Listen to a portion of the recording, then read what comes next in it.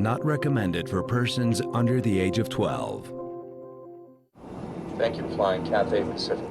A crowded flight en route to Hong Kong is suddenly in trouble over the South China Sea. What the hell was that? Engine 2 stall? Relying on one engine to get us safely on the ground.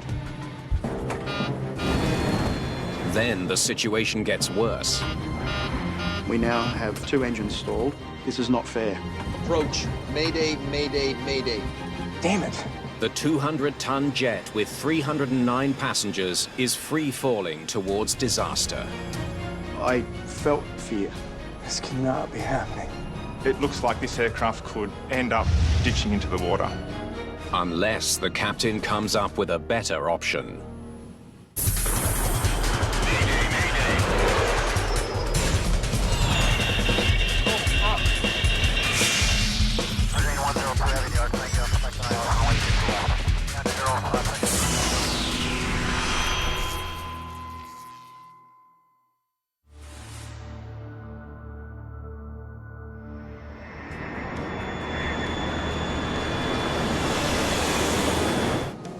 Seatbelt, please. Thank you. Cathay Pacific Flight 780 is cruising at 38,000 feet over the South China Sea. This is your captain speaking. We'll be starting our descent into Hong Kong shortly. Local weather is 29 degrees with scattered clouds, so it should be a lovely spring day. Thank you again for flying Cathay Pacific. Captain Malcolm Waters and his crew are nearing the end of a 4.5-hour flight from Indonesia to Hong Kong. Touchdown is in 30 minutes.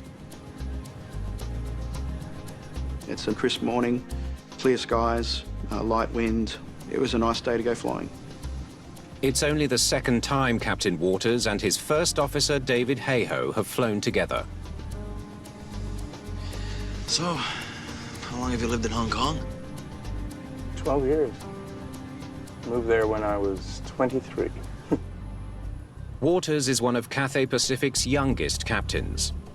Hayhoe is an ex-fighter pilot with the Royal Australian Air Force. So what's it like flying F-18s? Oh, there's nothing to it. The in-flight service is terrible. Flight 780 originated in Surabaya, Indonesia. It's covering more than 2,000 miles to reach Hong Kong.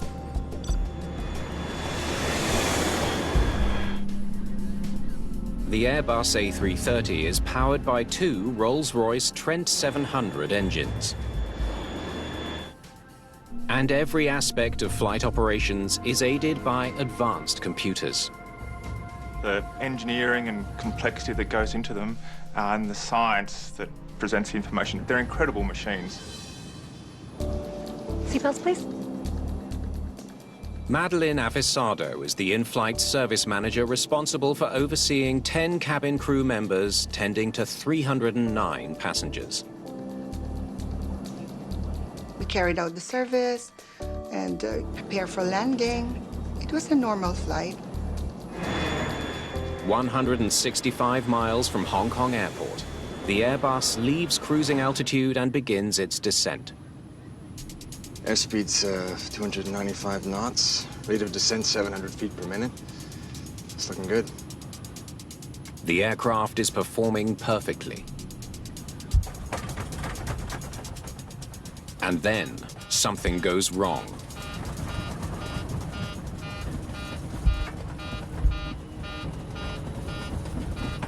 What the hell was that? Strange.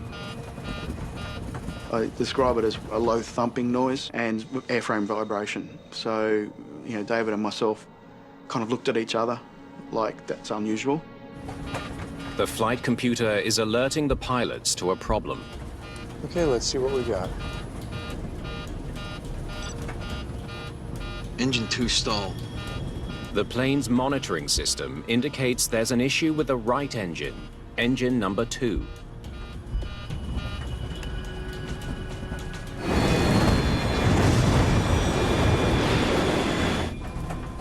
Captain Waters tries to understand what happened to the engine, but the monitoring system gives him no explanation.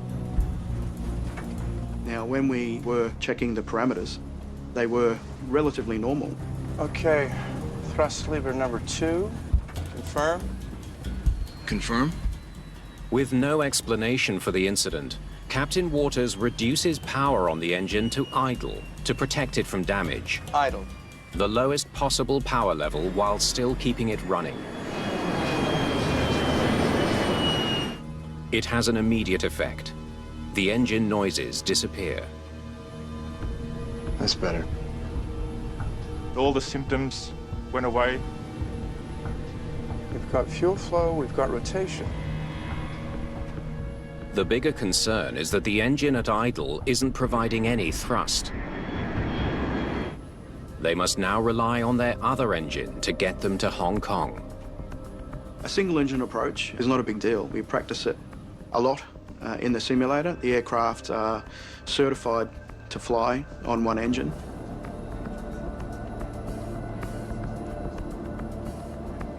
Hong Kong, Cathay 780. Pan, pan, pan, pan, pan, pan.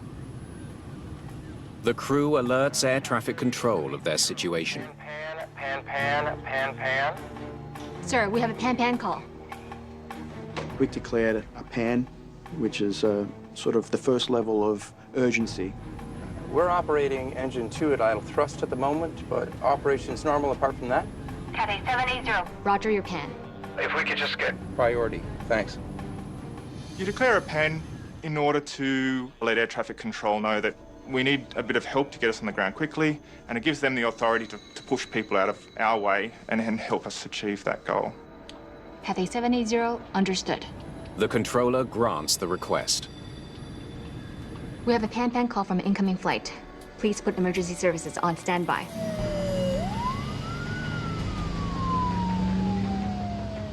Airport firefighters rush to take up positions near the runway.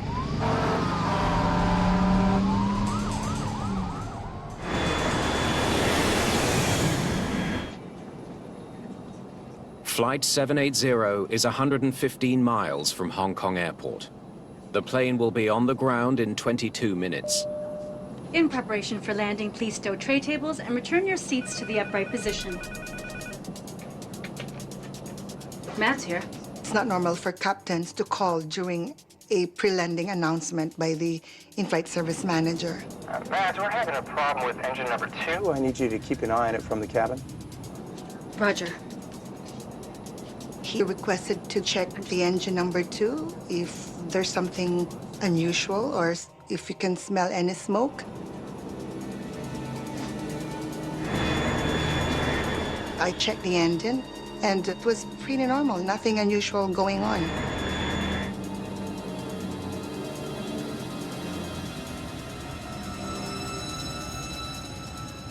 The pilots prepare to land the Airbus with only one engine.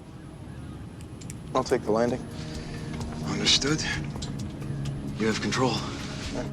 Captain Waters will fly the plane from this point on. I have control. In an emergency situation, the most senior crew member assumes the flying role. Now I have to actually do what I've been trained to do. So it's not a normal day anymore, and you have to be on your game. Everything is set for landing.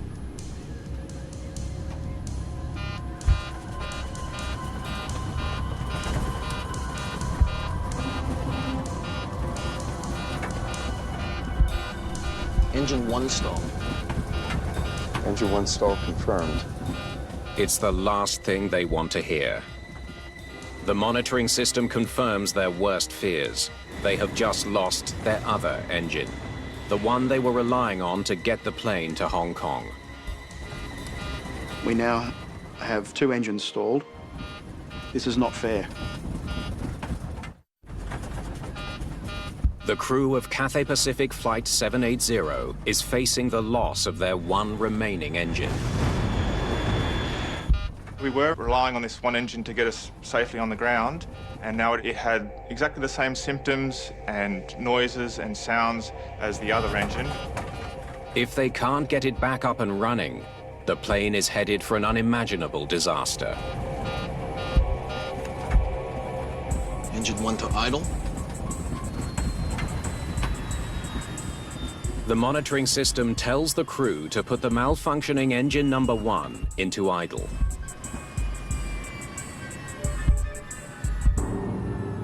Just like engine number 2, it's still running, but producing no thrust. The plane is now gliding. Damn it. Our descent rate is not looking good. Without thrust, they can't make it to Hong Kong or any other airport. Still 60 miles out. Too far. We were still about 60 miles out to sea at that time. With the aircraft descending at, 1,300 feet per minute, we've only got 5-6 minutes before we're at sea level. I felt fear. And you have all those human responses to fear. The hair standing up on the back of your neck, the tightening of your stomach, the dryness in your mouth. It was a sense of disbelief that we might end up in the water. This can't be happening.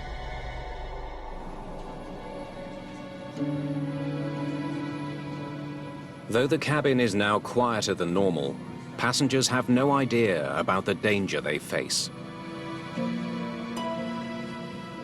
Everything was calm. Everything was like normal to them.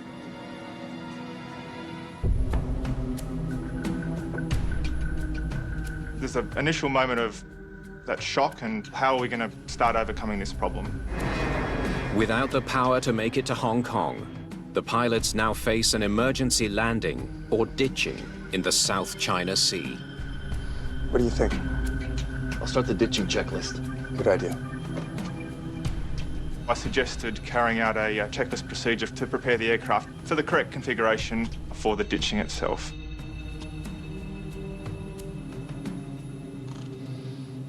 Sitting back allowed me to start thinking rationally. Captain Waters tries the throttles one more time. He increases power on engine 2.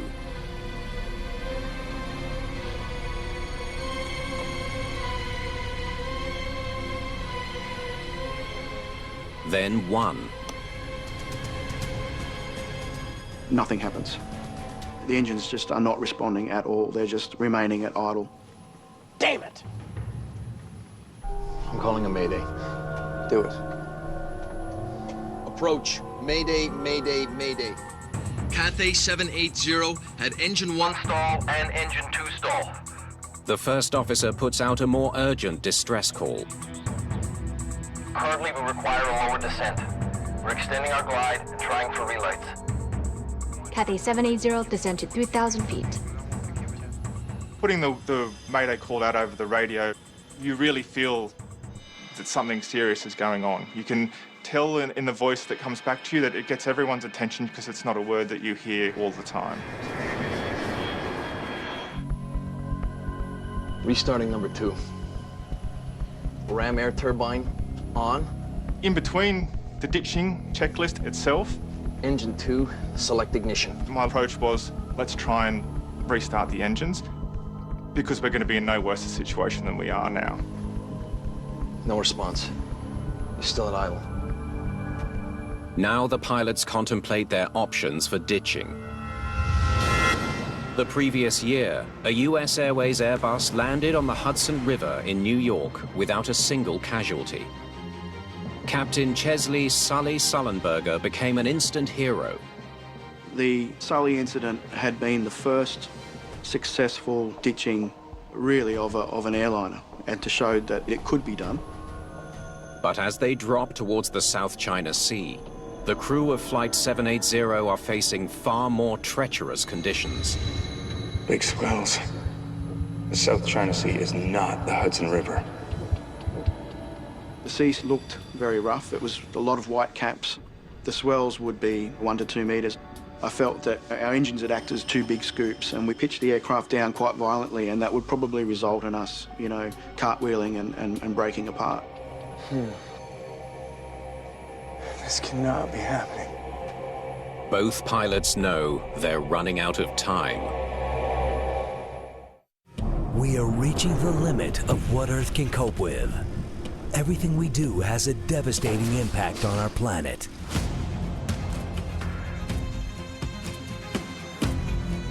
And every little action we can take to protect it. A Jović za 15 minuta izdominirao na terenu. Otvori neki račun. I-račun za 15 minuta, bez odlaska u banku, potpuno besplatno. A za prvih 2000 klijenata koji otvore i-račun i prenesu zaradu, dres reprezentacije na poklon. Svi ko jedan. Stvarno može!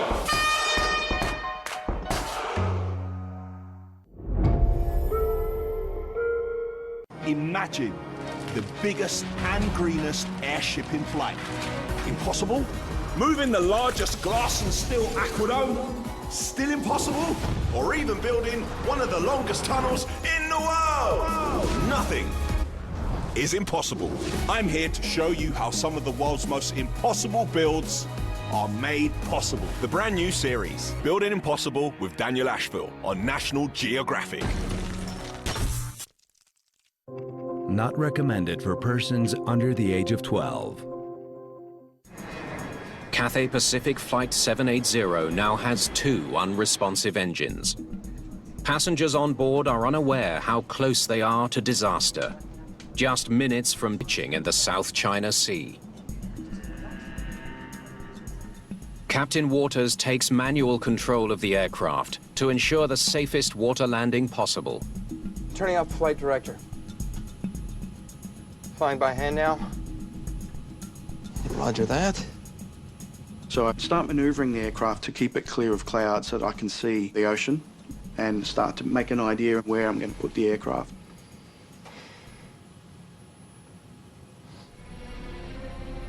That's when Captain Waters gets an idea. Okay. Try slow movements. Go slowly. Just ease in fuel. Easy does it.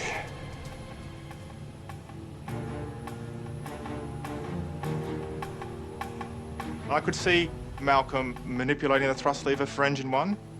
I was just pinching the side of the thrust lever just to move it a millimetre. Each time I pinched it would just go up a millimetre. Slowly. Slowly. Incredibly, it seems to be having an effect. Rotation increasing in engine 1. It's working. The rotation of the fan was increasing from 28% to 29 to 30 to 32 as I moved this very, very slowly and gently up.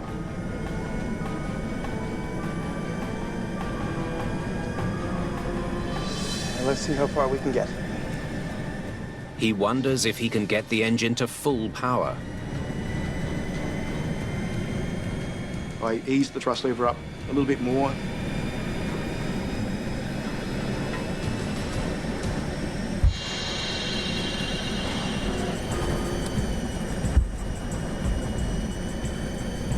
Too much. We had surges and popping and wumping noise, and I immediately set the thrust lever back to what thrust we had. Waters figures out that the engine won't go any higher than 74% power.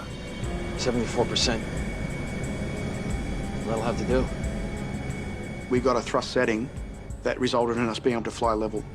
We weren't descending anymore, and that was like a huge relief. You see that? Altitude is holding. Fantastic. Okay, approach preparation. Cockpit prepared. Loose items secured. One engine is all they need to attempt a landing at Hong Kong Airport. Visual 07 left. I knew we were going to make Hong Kong. And it's very clear we have enough energy now that we're going to be able to get to land. Track 073. Checked. We can do our landing so infinitely better than ditching. But Captain Waters still needs to safely land a plane with engines he can't rely on. He's not sure how much longer Engine 1 will keep providing thrust. We did have an engine that was now functioning, but I didn't trust it. At any point, I believed that we possibly could just roll back to idle thrust again. The safest plan is to get the plane 5,500 feet above ground and then reduce power on the engine to start losing speed and altitude for landing. They could be on the ground in less than 5 minutes. We wanted to stay as nice and as high as we could in a position that we could manage a glide. Let's do this. Engine 1 has brought the plane as far as it needs to. Captain Waters pulls it back to idle to lose speed. I closed the thrust lever and I began my approach essentially for the arrival. 230 knots. We're at 3 miles. Checked. If all goes well, they should be on the runway in less than 4 minutes. But they'll only have one chance to get the plane on the ground. If something goes wrong, they don't have enough thrust for a successful go-around. Ladies and gentlemen, this is the captain speaking. As you may be aware, we have a small problem with our engines. Remain seated with your seatbelts fastened and follow the directions from your cabin crew. Cabin crew to landing stations.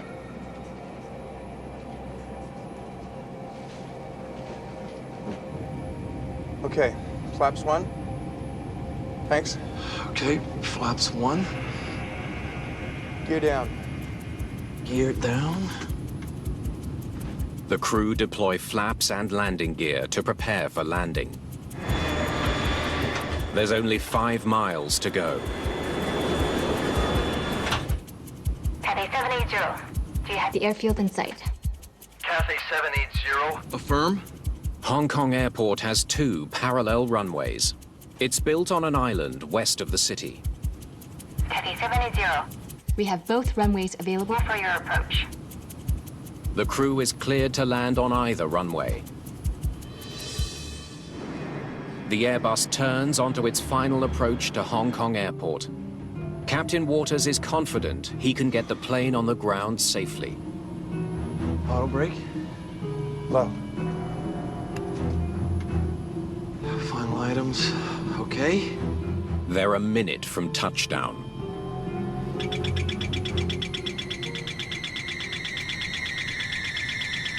It's overspeed. It's an overspeed warning, a signal the aircraft is flying too fast. The speed was not reducing to anything close to the speeds that were indicated that we would be once we got into the landing configuration. Captain Waters can't figure it out. They should be slowing down. He rechecks the controls. It just looked completely wrong, and I was very uneasy that things were, once again, to get out of my control, and that there was something that I was missing. Then he sees it. I looked up at the gauges and, my blood ran cold. Engine number 1, which he throttled back minutes earlier, is inexplicably still running at 74% power. High thrust, too high to land safely. I had that whole feeling again of fear, anger. It was a scary moment. After dealing with double engine trouble, the crew of Flight 780 is now facing a new crisis 1 mile from the runway. Speed checked. 240. 800 feet. The engine they put in idle for a safe, smooth landing is still running at high speed. The outcome could be catastrophic. 500. I could not believe that we'd gone from a situation where we were looking at ditching, and now I had an engine stuck at high thrust. With no option for a go-around, they're going to have to risk landing the plane at high speed and hope they can stop it before overshooting the runway and ending up in the water. Got 12,500 feet of runway, Mal. Checked. We couldn't determine how much landing distance was required. We were off the chart, for the speed and for the weight that we had. 400 feet.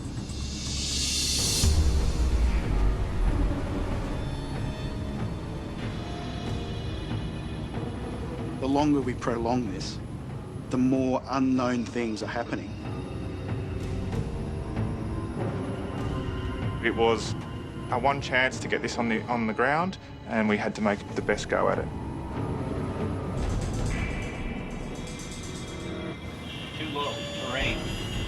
Too low, terrain. Their speed is 100 knots faster than normal, so high the flight computer doesn't recognize that the pilots are trying to land. It's warning the pilot, like you are putting the aircraft in a dangerous spot, and those warnings are loud for a reason. And I just had to put it all to the side, focus on what I was trying to achieve.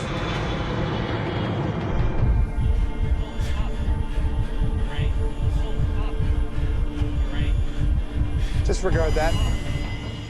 Captain Waters pushes the nose down, forcing the Airbus onto the runway. Terrain. Pull up. Terrain.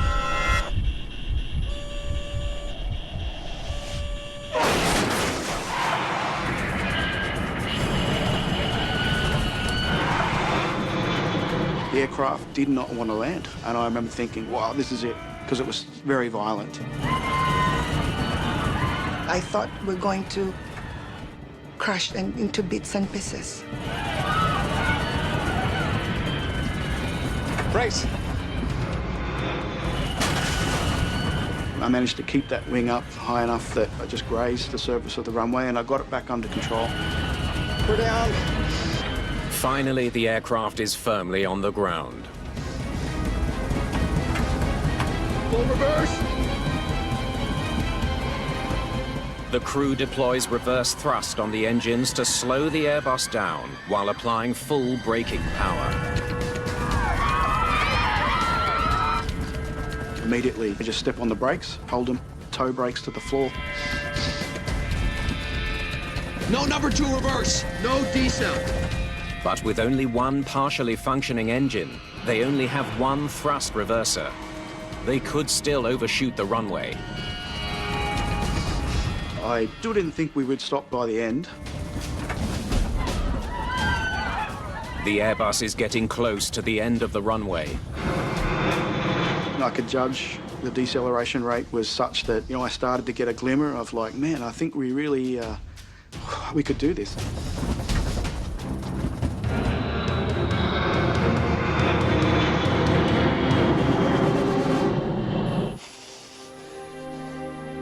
Finally, the aircraft comes to a halt just a short distance from the water's edge. They've used up more than 8,800 feet of runway. I can't believe it.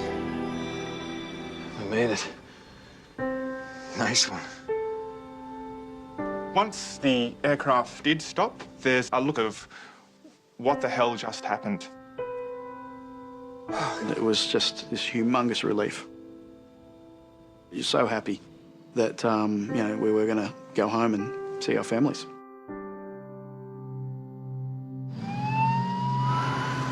Against all odds, Flight 780 has landed safely, but it isn't out of danger yet. Check the wheel temps. We may have to order an evacuation. Get the checklist. The crew worries that the extreme braking may have caused their wheels to overheat. Both approaching 1,000 degrees. Their hunch is correct. Oh my goodness, we've got to be on fire. We need to get everybody off the plane. This is the captain.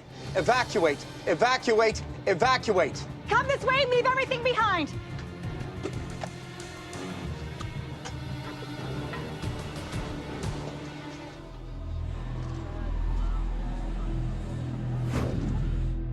The passengers and crew evacuate safely with only a few minor injuries.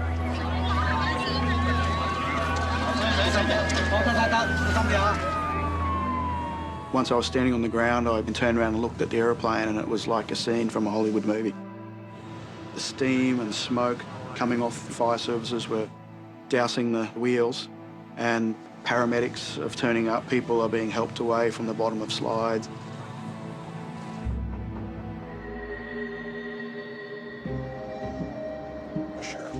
Within hours, Hong Kong's Civil Aviation Department launches an investigation. Anne Evans is a flight test engineer who works for the British Air Accidents Investigation Branch.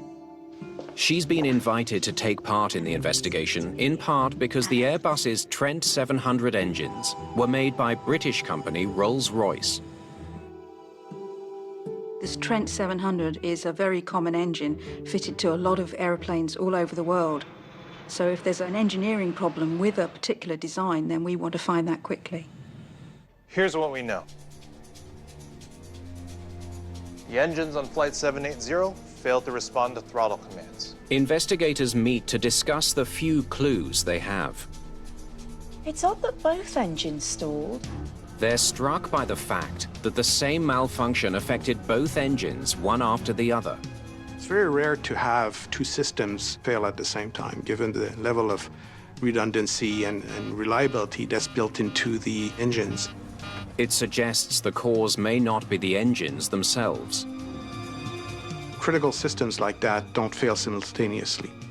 Could something far more mysterious lie at the heart of the problem? Alaska is part of me.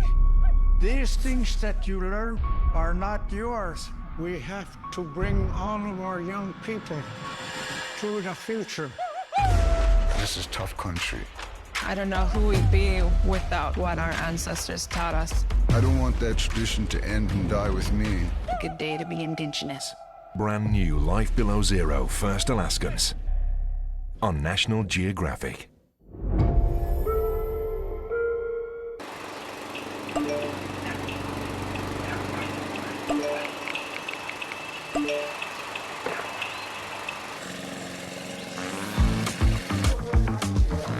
Ko zna, zna. Tvoj super deal. Izaberi cheeseburger ili chicken burger i mali pomfrit za samo 330 dinara. Samo u McDonald'su. Napravljena sam od mišića, ritma i drame. Od čega si ti? Kokta, napravljena od najfinijeg bilja, prirodnog CO2 i bez kofeina. Dođe i vreme kada deca žele da porastu, pa postanu nezavisniji. I bez obzira na put kojim krenu, jedna stvar ih uvek spaja. Zadovoljstvo kada Kinder Joy dele na njihov način. Ja počnem s vaflom. Ja sve pomešam. Ja ću početi s igračkom. Kinder Joy, mali zalogaj od mlečne i kakao kreme sa 2 hrskave vafla loptice i igračkom za igru sa njihovim drugarima. Kinder Joy, radost odrastanja na njihov način.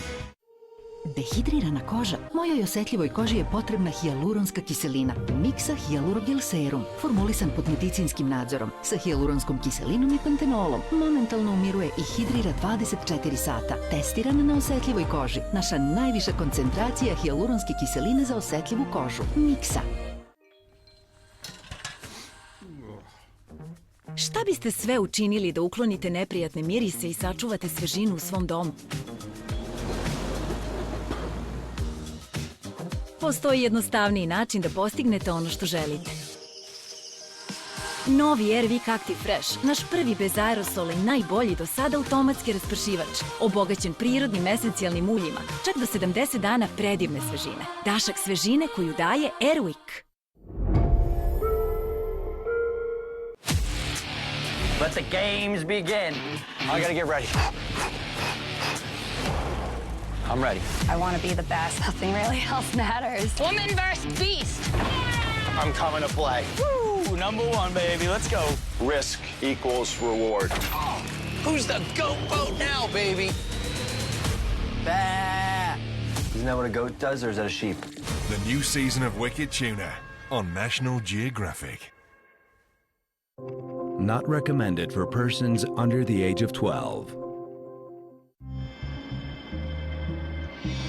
In Hong Kong, investigators work to unravel the mystery of Cathay Pacific Flight 780's 2 malfunctioning engines. They retrieve the black box flight data recorder from the rear of the aircraft. It contains information about the plane's functions throughout the flight. The data on board the aircraft is key in this type of investigation. Investigators upload the data from the recorder. We need to see throttle position and fuel flow. The device records 359 data parameters. They focus in on the A330's engine functions. Stop. What's going on here? Right away, They notice something unusual. Thrust levers are moving, but fuel flow's flatlining. Right after the pilots tried to restore power to the engines by pushing the throttle up, the fuel flow remained the same. They gave some thrust commands, but no corresponding response from either engines at the time. Damn it! So we really needed to understand what caused that. Investigators wonder if a fuel flow problem caused Flight 780's engine trouble. Thank you. The flight data recorder helps them spot the problem, but to try to pinpoint the cause, they turn to another source of onboard data. It's called the post-flight report. Engine 2 control system fault. It says that the VSV was jammed. It contains in-depth data about the error messages that appeared on the monitoring system throughout the flight. Okay. It's a piece of information for troubleshooting to tell the maintainers that the aircraft's had a problem and what they need to do to fix it.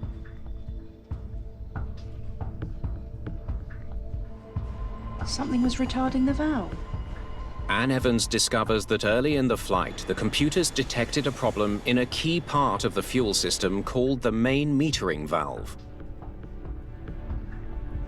So the warnings that were coming up were warnings to do with the main metering valve supplying fuel to the engine.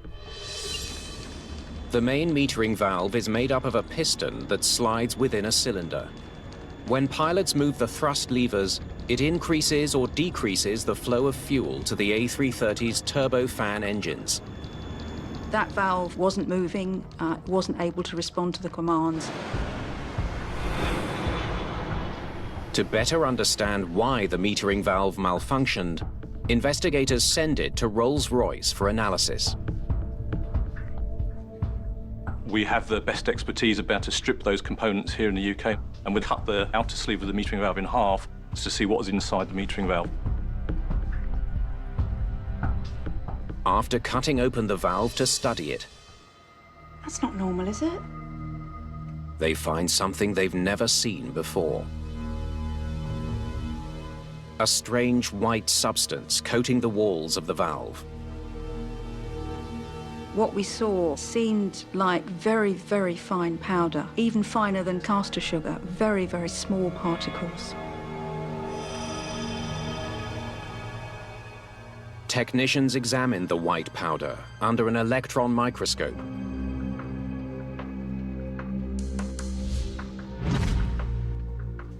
They discover it's made up of tiny spheres stuck to the metal walls of the valve.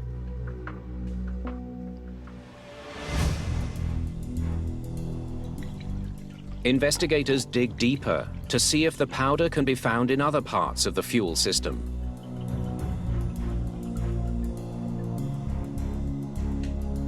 We immediately started finding small particles even within the fuel tank itself. So the fuel system and the engine had some sort of contaminant that we didn't really understand what it was. Could the mysterious particles in the fuel system explain why the pilots had such difficulty controlling engine power? The metering valve was kind of deluged with this material which had silted the metering valve up and caused it to become stuck in its current position. Investigators need to learn all they can about the strange substance. Having identified this particulate within the various areas of the fuel system and the engine, our first thought, well, what is it? X-ray spectroscopy reveals the chemical makeup of the material. The analysis shows that the powder is a type of superabsorbent polymer, or SAP. When it comes into contact with water, it creates a gel-like substance. These are organic compounds designed to absorb water. That gave us a clue as to where they'd come from. Investigators know that the powder is used in refueling trucks to prevent water from getting into aircraft fuel tanks. The refueling trucks pump fuel from underground tanks and pipes through a filter on the truck and into the aircraft. If the fuel is contaminated with water, the powder in the filter absorbs it by forming a gel inside the filter. So The superabsorbent powder is there really to just absorb the water and make sure that we're protecting the aircraft from the presence of water in the tanks. But the waterlogged gel is supposed to stay in the filter. It should never end up in the fuel. It is so commonly used within the industry for this purpose of filtering out water. What we didn't understand was how did it get on board the aircraft?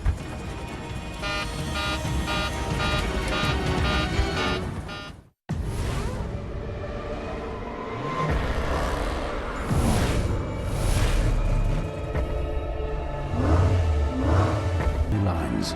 Where the scars of conflict are still visible today, we go back, bringing key battlegrounds vividly to life. World War II, Secrets from Above, the new season, on National Geographic. Not recommended for persons under the age of 12. Investigators suspect that filters in a fuel truck at Surabaya Airport may have been involved in the dual-engine failure of Flight 780. To find out, they recover the filters and take them to a lab for testing. This one looks somehow collapsed. They discover that one of the filters on the truck used to refuel Flight 780 is damaged. The condition of the filters was very unusual. We were all very surprised to see the crushed filter because that don't normally happens, and it was probably an indication of something abnormal having occurred during the refueling of the aircraft. Investigators wonder, did the damaged filter somehow release powder into the fuel? They separate the layers of filter material. We undertook a very laborious process of dissecting the filters, all the different layers designed to not only take away water, but also catch any particulate as well. They then examine a sample under a microscope. They make a puzzling find. Within the filter fibers, the powder made up of spheres contains an unusual feature. It looks like sodium crystals. The spheres are encrusted with salt. When we found out that there was salt involved, that was really mysterious to us because salt is not normally found in the fuel. Had salt water got into the fuel system? This one's straight from the manufacturer. Fine Answers requires more tests, this time with a brand new filter. What we wanted to do was test these filter monitors to see could we produce these spheres and what conditions did you need to have for these spheres to be created. They expose the filters to salt water under pressure, the same pressure used inside the fuel truck. We tried to mimic those conditions, the fueling process that would have occurred in the dispenser. They soon have an answer. Well, would you look at that? It's a major discovery. When fuel and salt water pass through the filter, it collapses, just like the one from the airport fuel truck in Surabaya. We were able, on the fuel rig, to be able to collapse a filter. So we knew we'd got pretty close to reproducing the conditions that we'd seen on that day. Even more significantly, they find the test filter releases spheres identical to those found in Flight 780's fuel system. What was important was that we demonstrated we could generate spheres. Investigators now believe salt water was responsible for the collapse of fuel filters, leading to powder contamination in the fuel system of Flight 780. But one critical question remains. So, how did salt water get into the fuel system? Investigators learned that prior to departure at Surabaya Airport, Flight 780 was loaded with 54,000 pounds of fuel. It was very difficult for the investigation team to determine exactly how salt water could have got into the fuel system. When they dig through the records of Surabaya Airport's fuel hydrant system, they can see that the system is located very near the sea.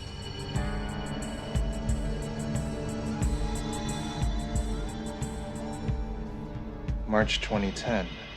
This was taken just days before the incident. I think we may have our answer.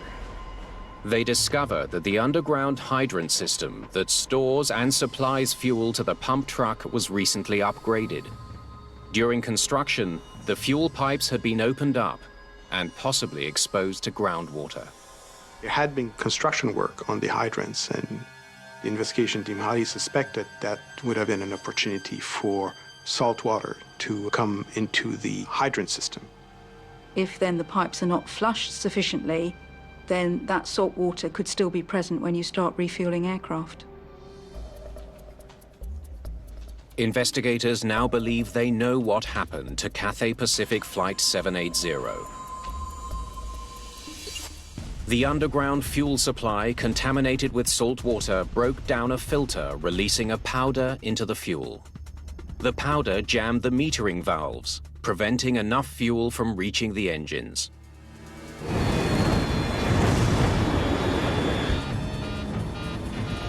Engine 1 stalled. We had fuel contamination, and that contamination throughout the fuel system led to the seizure of both main metering valves, such that the pilot no longer had control over the power of the engines. Investigators believe Captain Waters was able to restore some thrust in engine number 1 only because its fuel metering valve wasn't yet completely jammed. Some fuel was still getting through. Slowly, come on. Rotation increasing in engine 1. It's working. Once the spheres jammed the valve, it was stuck open.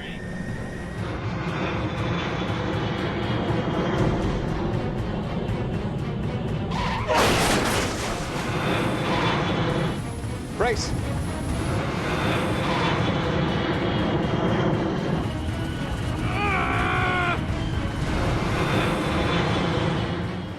Expert piloting brought Flight 780 safely to a stop.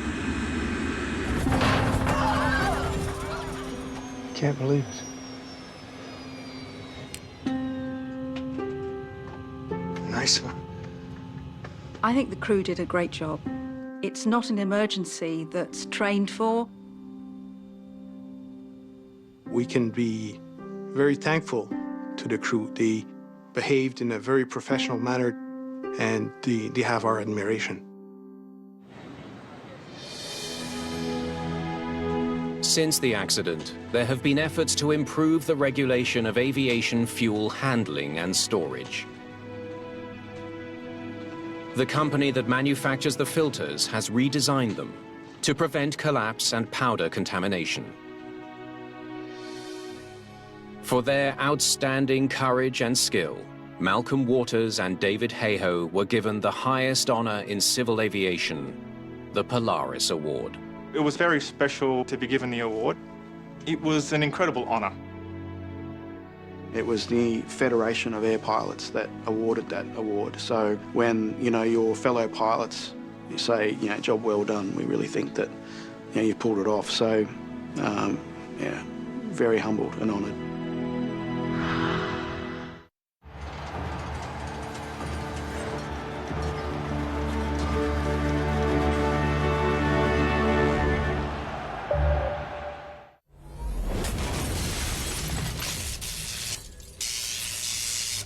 Horse riding.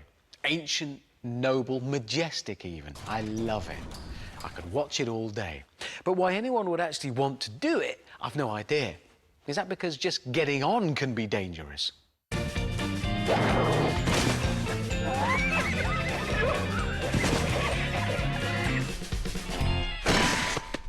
Is it because in the US alone, around 100,000 people are taken to hospital with horse riding injuries each year? No. The main reason I avoid riding horses is because things like this can happen. Now that's just horseplay. No, that's not. Stop that. I'm embarrassed. That actually happened to me. Well, to the horse I was riding. I don't want to go back there. Despite overwhelming evidence to suggest getting on the back of an animal that can weigh up to 1,000 pounds and run at over 40 miles an hour is a bad idea, some people are still not convinced. If that wasn't bad enough, they're attempting jumps on horseback.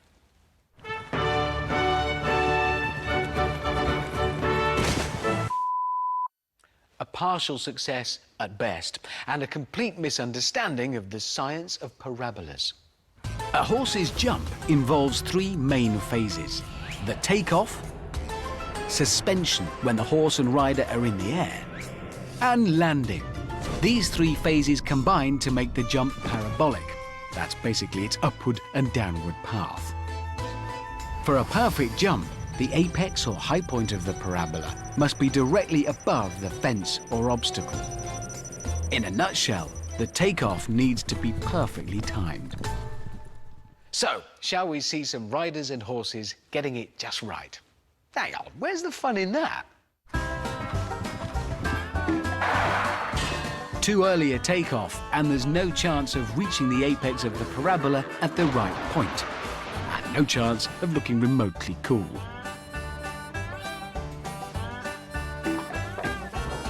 And that's what happens when there is no parabola at all.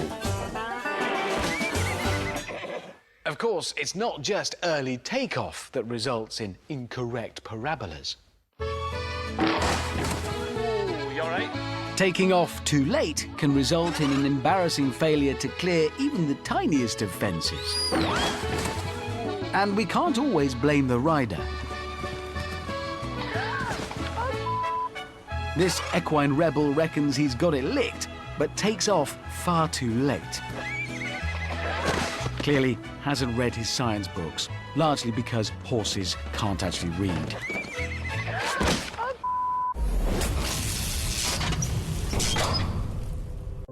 Not recommended for persons under the age of 12.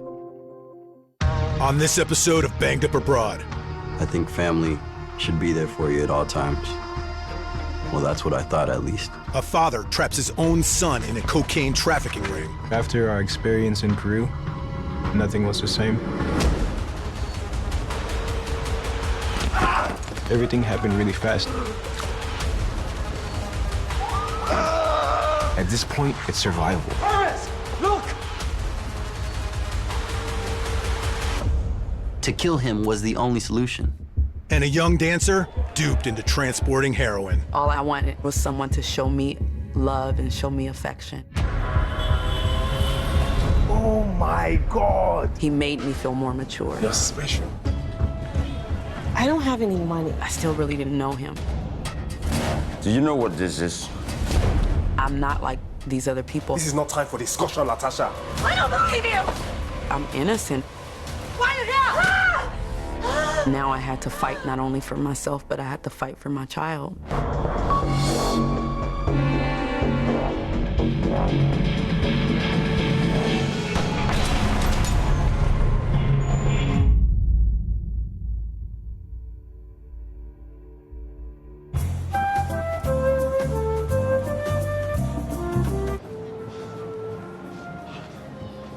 Marlon, I'm sorry, man. Am I late? Marlon and I were first cousins. You'd be late if I told you the right time. He got to Paris, his first job working in the Willowbrook Mall at a kiosk. But now, you're good. Here. I actually consider him like a brother. Hey, madam, you care about your health? I was 20 years old. We sold these electrical massagers. Put your back down there, right? I always wanted to be a businessman just like my dad, because he was very successful. My dad's name is Jorge Ignacio Aparicio Cervellon. He was born in Lima, Peru, and he was a car salesman. As a kid, he was everything that I wanted to be.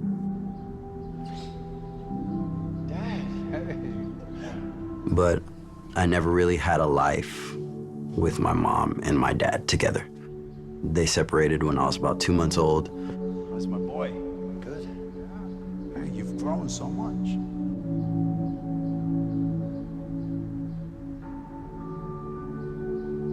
But my goal was to, be able to be on a man-to-man level with my dad.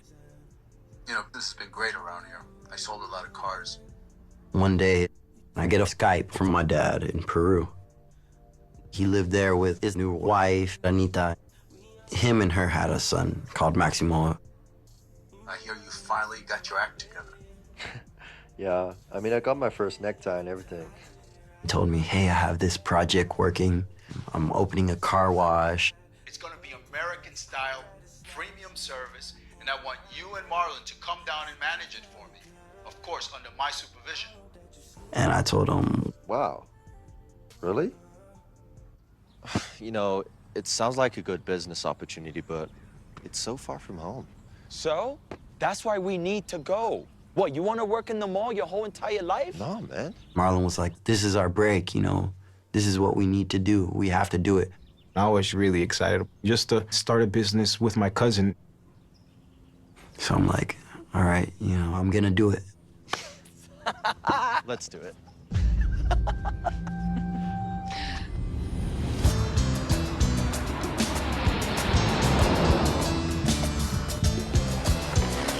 It was a lot to take in it because I never traveled to Peru, so it was pretty exciting. Is it?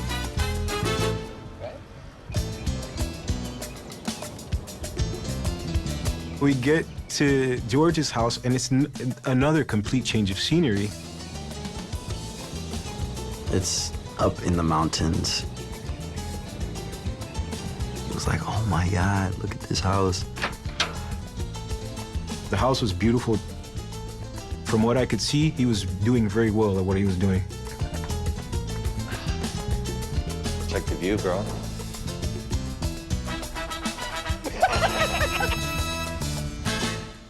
The next morning, I remember waking up. Yo. Hey, man. Get ready, dude. I'm gonna go meet Dad down at the car wash. Okay, cool. Massive! A new style! Español! Suelta, suelta! This is it, man.